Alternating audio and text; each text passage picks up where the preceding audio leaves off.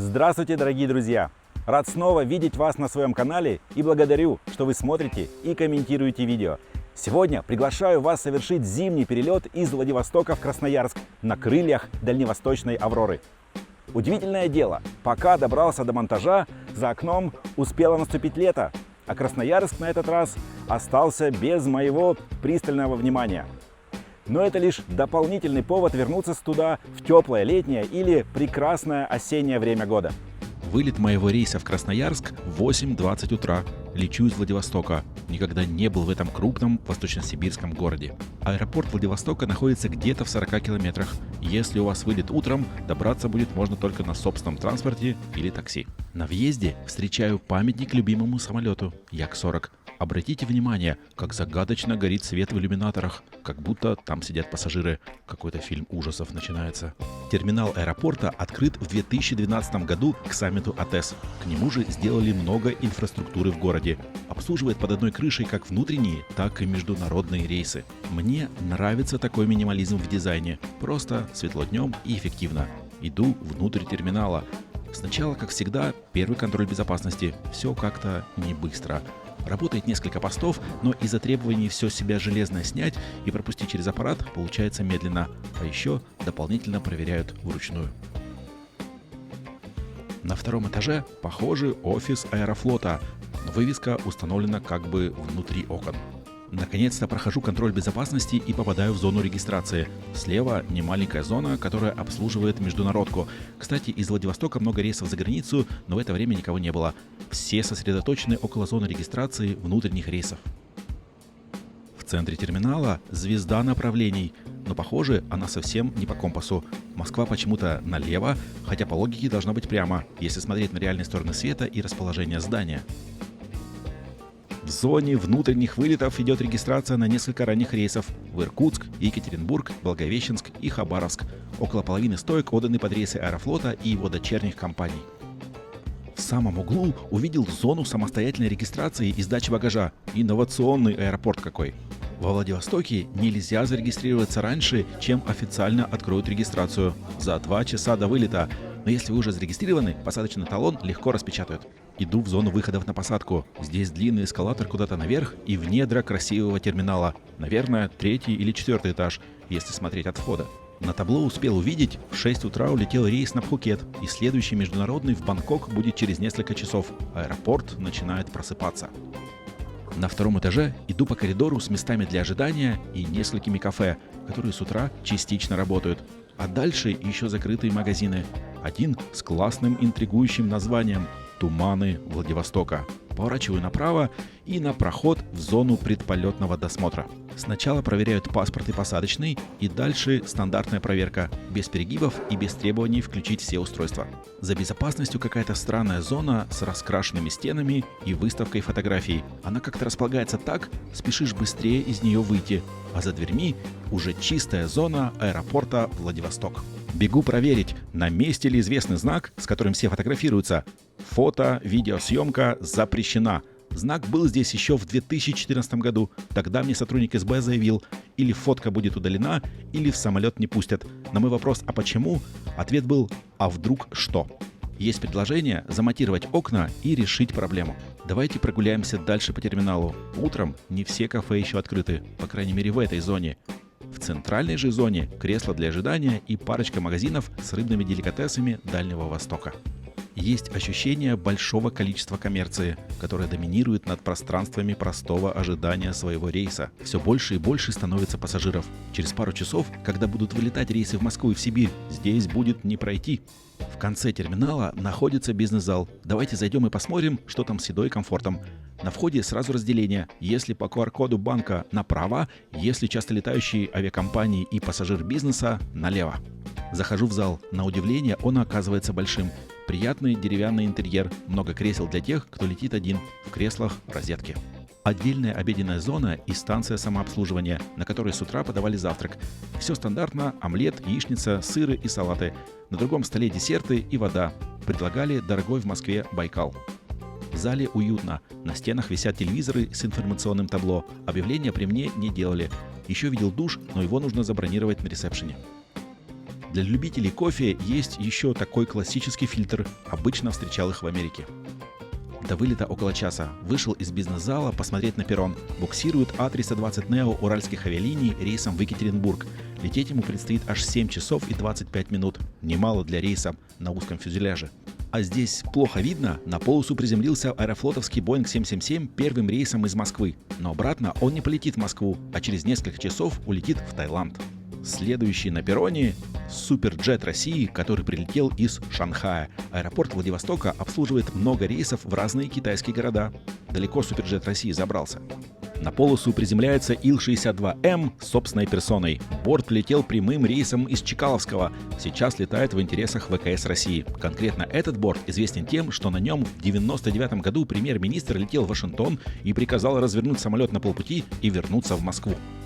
Объявили о скором начале посадки. На стойке был какой-то буйный пассажир, требовавший срочно лететь. Для него вызвали сотрудника полиции.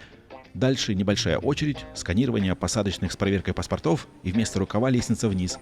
Но есть лифт. Выхожу на улицу и вижу перронный автобус в цветах авиакомпании «Аврора». На ее самолете сегодня у меня рейс в Красноярск. В лучах рассвета уже можно рассмотреть гигантский 777, который через пару часов улетит в теплый Таиланд. Самолет заправляют и обслуживают.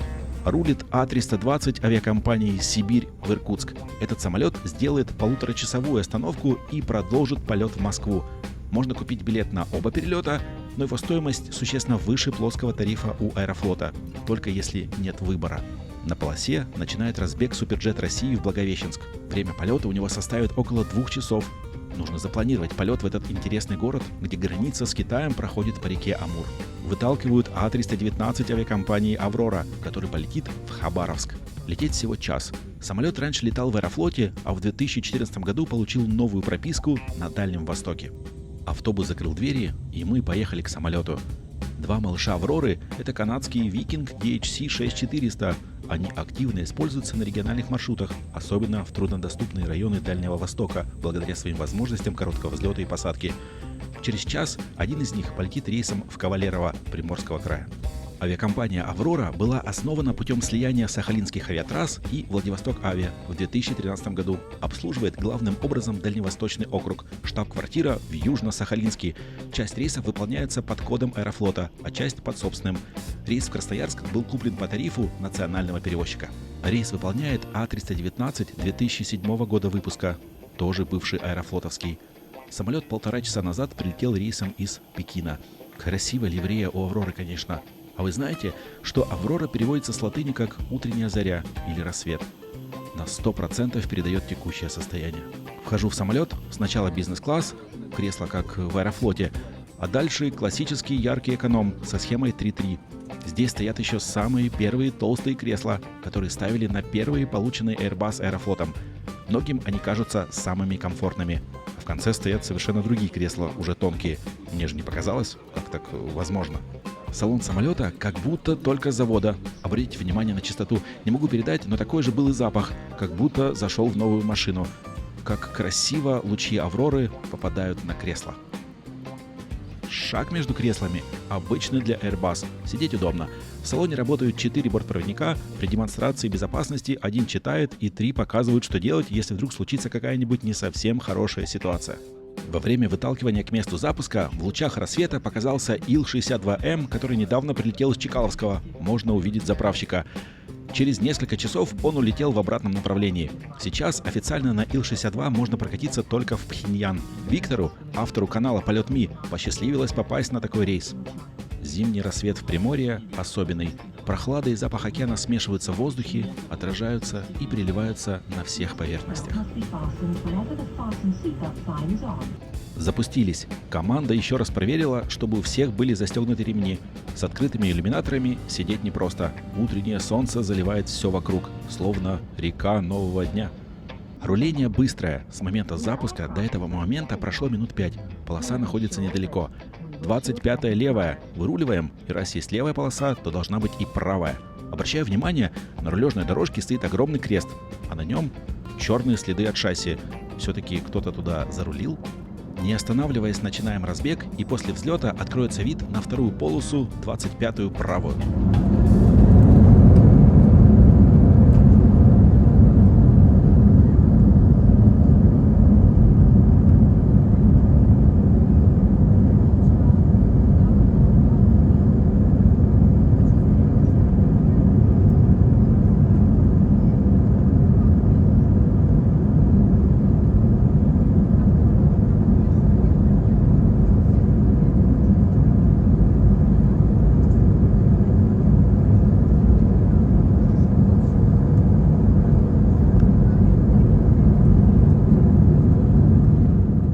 Красивый вид на тень самолета, отрывающегося от земли. А 25-я правая не используется, на ней большие белые кресты, а в некоторых местах состояние такое, как будто лоскутное одеяло.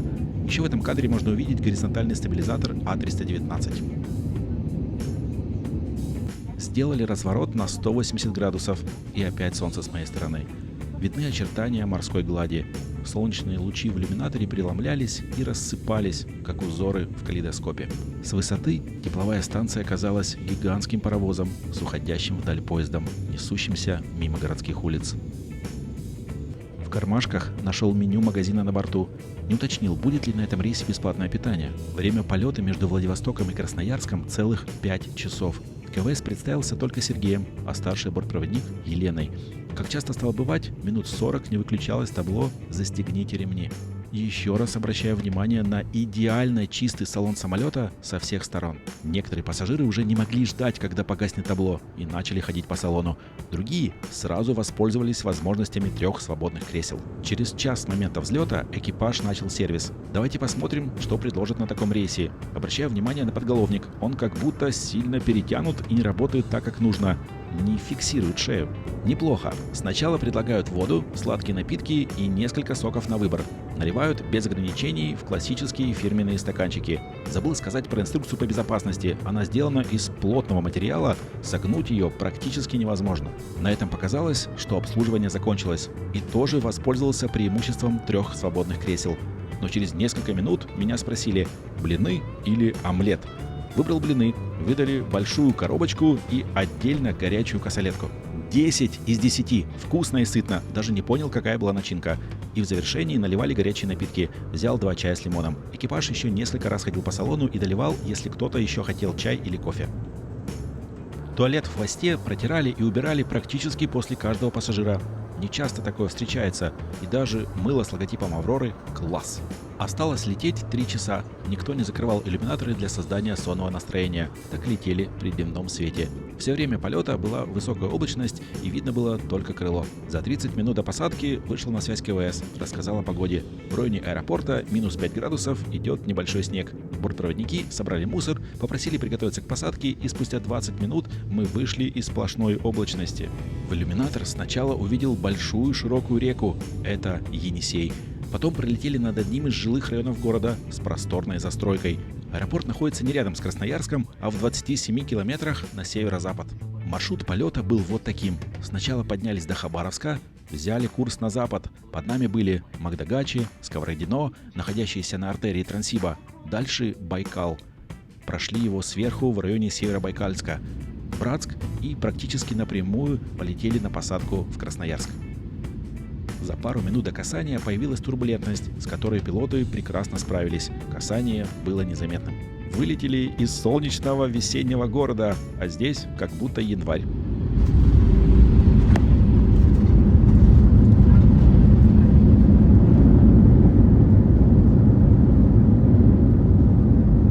Самолет коснулся полосы. Громкий реверс, эффективное торможение.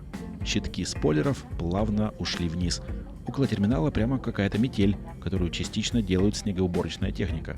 Машины немного похожи на каких-то железных жуков. Заруливаем к терминалу. Хорошо, самолет устанавливает на стоянку с телетрапом. Выход будет сразу в теплый терминал. Снегоуборочные машины продолжили бороться со стихией. А на полосу приземлился А320 Uzbekistan Airways из Ташкента.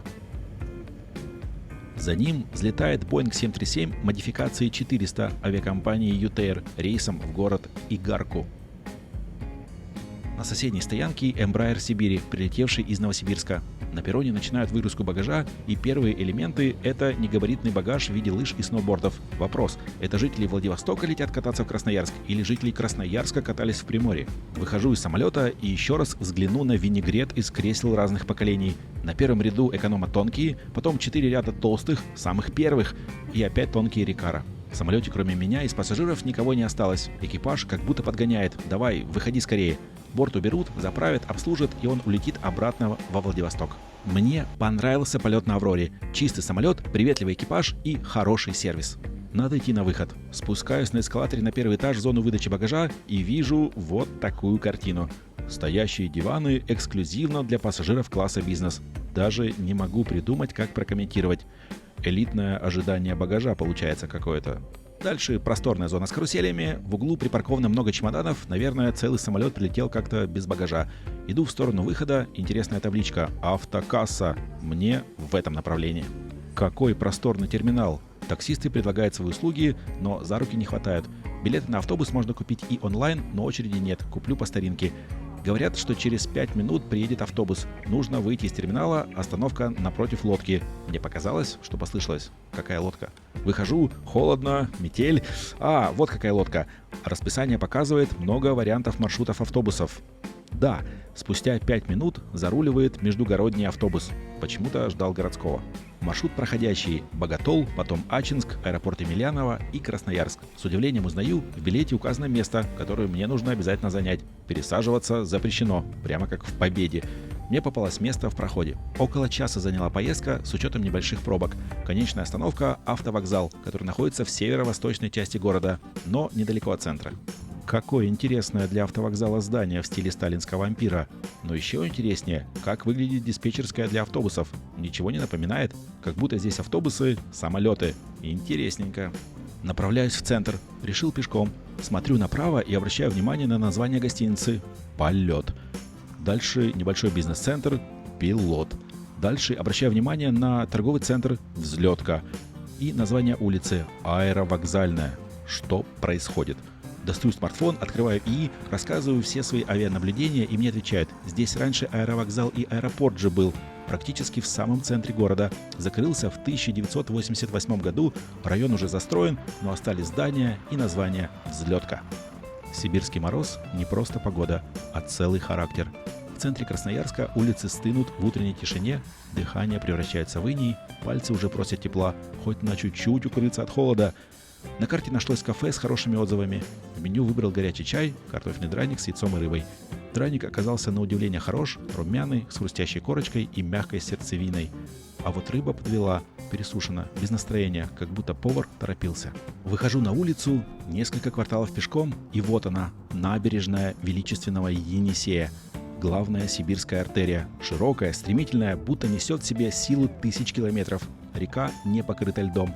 Даже в морозы здесь движение. Бросается в глаза скорость, напор, живая мощь течения. Сейчас не сезон. Пустынно, тихо. Изредка встречаются отважные сибирские велосипедисты, которые, кажется, не замечают ни снега, ни температуры. Едут так, словно за окном июнь.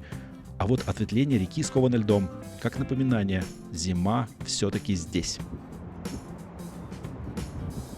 Каждая прогулка – это череда открытий. На пути здание в египетском стиле, будто за спиной не Енисей, а настоящий Нил. Совсем не то, чего ждешь в самом центре Красноярска. Спросил у ИИ, оказалось, краеведческий музей. Архитектор в начале прошлого века вдохновлялся модой на Древний Египет. Вот и решил подарить Сибири немного пирамидного настроения. А вот и местный Биг Бен. Похоже, архитектор пытался перенести сюда частичку Туманного Альбиона, но где-то на полпути что-то пошло не так, и башня получилась своеобразной. В одном из торговых центров, куда зашел погреться, совершенно случайно встретился шоурум, где стояли манекены с формой для стюардесс Аэрофлота, зимней и летней. Ничего больше не было. Могу предположить, что это какой-то экипировочный центр для сотрудников. В этот раз времени на прогулки было немного, а мороз без слов намекал: в Красноярск стоит вернуться летом, чтобы не спеша пройтись по улицам, выбраться в пригороды с удивительной природой и по-настоящему насладиться местной кухней и заведениями.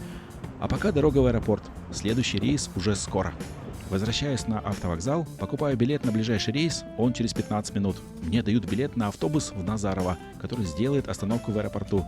В билете указано точное место, номер 37. Захожу в салон, конфигурация кресел 2.2. Опять не у окна. Без пробок доезжаем быстрее. Уже стемнело, погода немного ухудшилась, стало холоднее и начался мелкий снег. У здания терминала красивый навес, который похож на эстакаду в виде моста. Захожу в здание терминала слева, со стороны зоны регистрации. Здесь просторно, объемное помещение, комфортно находиться. Нет ощущения неиспользуемого пространства. На стойках получаю посадочный, иду в зону эскалатора, за ним большая зона для ожидания. Вылет и контроль безопасности на один уровень выше. Никого на контроле нет, сотрудники любезные, но просили включить все устройства, даже смартфоны, которые прогоняли через интроскоп, а то вдруг что. Дальше зона ожидания посадки. Кресло для ожидания находится как-то в глубине, а зона около выходов на посадку переполнена магазинами и кафе. Из-за этого мест, где можно без ограничения посмотреть за самолетами, всего несколько. Около 7-го выхода вот нашел и около 11-го с другой стороны терминала. У телетрапа стоит Boeing 737 Аэрофлота. На нем полечу в Москву. Он только что прилетел из Хабаровска. В Красноярске транзитная остановка. Можно купить билет на рейс Хабаровск-Москва, а можно на каждые сегменты отдельно. Для всего маршрута среднемагистральный 737 – сомнительное удовольствие. На перроне буксируют для запуска идентичный 737, который вылетает в Москву на час раньше. Красноярск – один из хабов. И здесь много рейсов как на восток, так и на запад России. На мой взгляд, транзитных пассажиров, которые летели из Хабаровска, была половина самолета. Спросил у соседа по ряду, почему он выбрал такой рейс, а не прямой. Ответ простой. Решил лететь несколько дней назад, и на прямые рейсы не было билетов. А это хорошая, хоть и не совсем удобная альтернатива. Захожу в самолет, бизнес-класс на 20 кресел, на каждом кресле подушка и плед. В экономии практически полный салон. Сижу в самом конце. Удобно, что в 737 на всех рядах установлены розетки. До запуска сообщили о противообледенительной обработке и предупредили о возможном неприятном запахе в салоне, что нормально. Вышел на связь КВС, представился Адрианом Белоговым. Второй пилот Максим Уткин. Лететь 4 часа 45 минут. До встречи, Красноярск. Увидимся летом. Сразу после взлета начался сервис. Предлагали горячее питание. Но к последнему ряду выбора горячего не осталось. Потом, как всегда, горячие напитки и еще раз прошлись по салону с предложением кофе или чая. В Москве приземлились точно по расписанию, хотя вылетели на 40 минут позже. Долгое руление мимо спящих на стоянке самолетов. С одной стороны, интересно смотреть, с другой стороны, понимаешь, что высадка будет не через телетрап, а через автобус на дальней стоянке, и нужно прибавить минут 10-15 дополнительно к полету. Если сравнивать с Красноярском, в Москве была весенняя теплая погода. К самолету подключили внешний источник питания. Это вот такой желтый прицеп слева внизу. Для пассажиров экономического класса предложили 2 автобуса. Так как сидел в самом конце, садился во второй. Еще минут 5 мы постояли без движения, как будто кого-то ждали. Из самолета вышли пилоты и с маленькими пилотскими чемоданами пошли к отдельному микроавтобусу, который ждал рядом. В этот момент от трапа махнули рукой, автобус закрыл двери и долго и медленно ехали в терминал. На этом все. Большое спасибо за просмотр моего видео. Надеюсь, вам оно понравилось. Дорогие зрители, у меня есть канал на YouTube, страница в ВК и Рутубе. Другие социальные сети тоже есть, но я их смотрю очень-очень редко.